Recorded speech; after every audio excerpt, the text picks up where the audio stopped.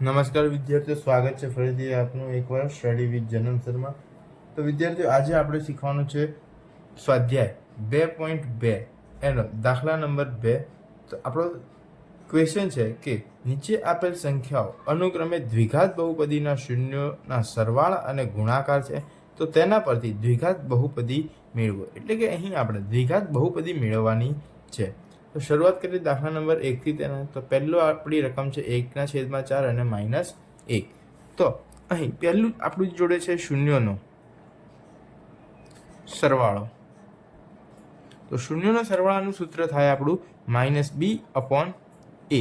તો આ માઇનસ એમના એમ રહેશે અને આ 1 ઉપર અને 4 નીચે. હવે અહીંયા આનો મતલબ થઈ ગયો કે a બરાબર 4 અને b બરાબર -1. હવે આપણે બીજું લઈ લઈએ શૂન્યનો ગુણાકાર. તો શૂન્યનો ગુણાકારનું સૂત્ર છે c/a. તો c આપણો કેટલો છે? c આપ્યો જ નથી. અહીંયા આપણે જે આપ્યું છે -1 તેનું તે જ. અહીંયા આપણે a ની જગ્યાએ a ની કિંમત મૂકીશું. હવે તો c/4 બરાબર -1. આ 4 ભાગાકારમાંથી બરાબરની આ બાજુ જાય એટલે ગુણાકારમાં. તો c બરાબર -1 ગુણ્યા 4 માટે c બરાબર 1 ચોક 4 એટલે -4. તો અહીં આપણા a, b અને c પ્રમાણિત સ્વરૂપ પ્રમાણે આપણે જોઈશું. એટલે a, b ને c આપણને ત્રણેય વસ્તુ મળી ગઈ. તો અહીંયા આપણી બહુપદી મળી ગઈ આપણને, દ્વિઘાત બહુપદી આપણી એનું પ્રમાણિત સ્વરૂપ હતું ax². એટલે અહીંયા આપણો a કેટલો છે? તો 4, એની પાછળ x². પછી અહીંયા માઇનસની સાઇન છે તો માઇનસ. બીજું હતું bx, તો b એટલે કે -1. આપણે લખતા નથી, x. પછી છે c, તો c એટલે અહીંયા આગળ -4 છે. તો વિદ્યાર્થીઓ, આપણને મળી ગઈ બહુપદી. હવે આપણી જોડે દાખલા નંબર 2. વિદ્યાર્થીઓ, આપણો દાખલા નંબર 2 છે કે વર્ગમૂળમાં 2 અલ્પવિરામ એટલે કે શૂન્યનો સરવાળો આપણી જોડે છે વર્ગમૂળમાં 2 અને ગુણાકાર છે 1/3. ચલો, તો શૂન્યનો ગુણાકાર પહેલા લઈશું. તો એનું સૂત્ર છે c/a. એટલે c કેટલા છે? 1 અને a 3. આપણા a થઈ ગયા 3 અને c થઈ ગયા 1. હવે શૂન્યનો સરવાળો.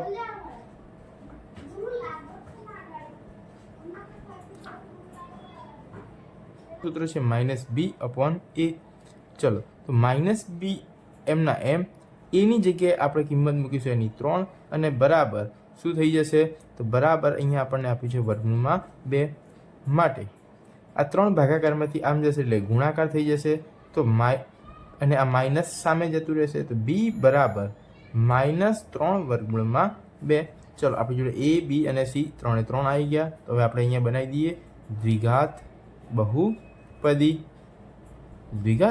આપણી બની ગઈ વિદ્યાર્થીઓ કે ax² એટલે કે 3x ની 2 ઘાત.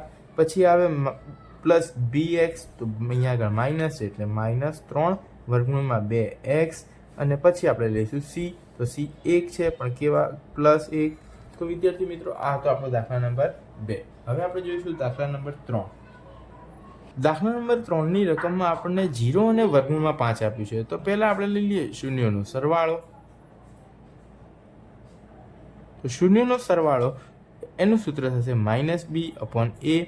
હવે માઇનસ તો એમના એમ, ઉપર 0 અને નીચે 1. હવે શું થાય? તો a બરાબર આપણું થઈ ગયું 1 અને b બરાબર થઈ ગયું 0. -0 કે 0 બંને એક જ થઈ જશે, બરાબર. હવે આપણે લઈશું શૂન્યનો ગુણાકાર. તો શૂન્યના ગુણાકારનું સૂત્ર શું છે? c/a. તો a ની જગ્યાએ આપણે અહીંયા મૂકી દઈએ 1 બરાબર કેટલા છે? વર્ગમૂળમાં 5. હવે આ 1 ભાગાકારમાંથી બરાબરની આ બાજુ જાય એટલે શું થઈ જાય? ગુણાકાર. તો c બરાબર વર્ગમૂળમાં 5 ગુણ્યા 1 એટલે વર્ગમૂળમાં 5. તો અહીંયા આપણને દ્વિઘાત બહુપદી મળી ગઈ. તો દ્વિઘાત બહુપદી શું થશે આપણી? ax² એટલે કે એકલો અહીંયા x². કેમ? તો એની આગળ 1 છે પણ એ સહગુણક છે, આપણને દેખાતો નથી. પછી b, તો b અહીંયા 0 છે એટલે આપણે લખવાનો જ નહીં. અને c, તો c શું છે? વર્ગમૂળમાં 5 કેવા? પ્લસ. તો અહીંયા વર્ગમૂળમાં 5. તો આ ત્રીજો દાખલો ઘણી વખત વિદ્યાર્થીઓ જોઈને ગભરાઈ જાય છે, એટલે આપણે ગભરાવાનું નહીં. કેમ તો કે આપણે જોડાયેલા છીએ શેની જોડે? સ્ટડી વિથ જનમ શર્મા. સરળ રીતે આપણે દાખલા શીખવાના. હવે આપણે જોઈશું દાખલા નંબર 4. દાખલા નંબર 4 છે 1 અને 1. તો અહીંયા પણ આપણે જોઈએ શૂન્યોનો સરવાળો. ચલો, શૂન્યનો સરવાળાનું સૂત્ર શું? -b/a. તો માઇનસ એમના એમ. હવે 1 એમનો એમ. હવે છેદમાં કંઈ ના હોય એટલે 1 જ હોય.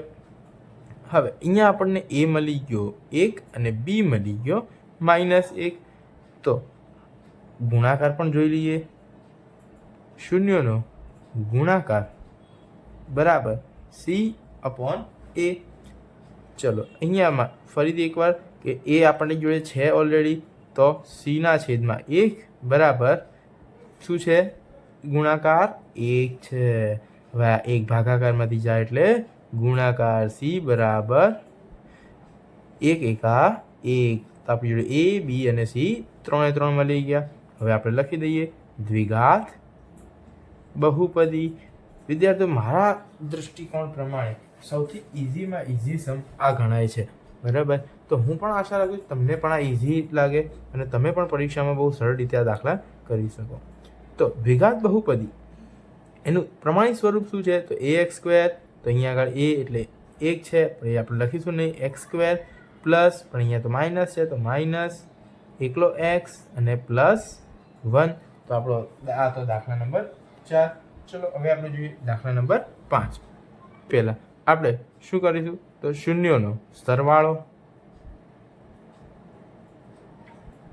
શૂન્યનો સરવાળો શું થાય? -b/a.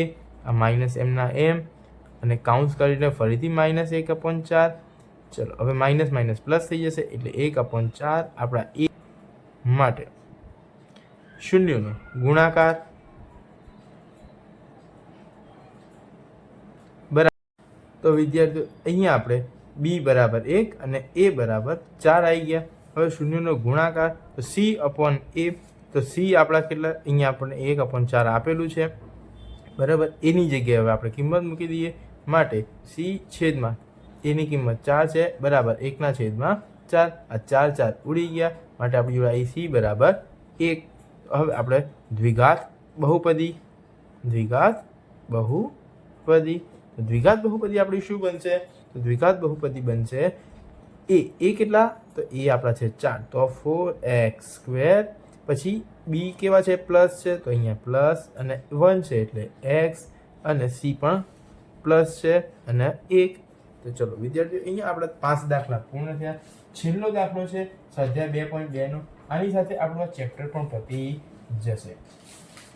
તો છઠ્ઠા દાખલાની રકમ શું છે વિદ્યાર્થીઓ? કે 4 અને 1. તો સૌથી પહેલા આપણે લખીએ શૂન્યનો સરવાળો.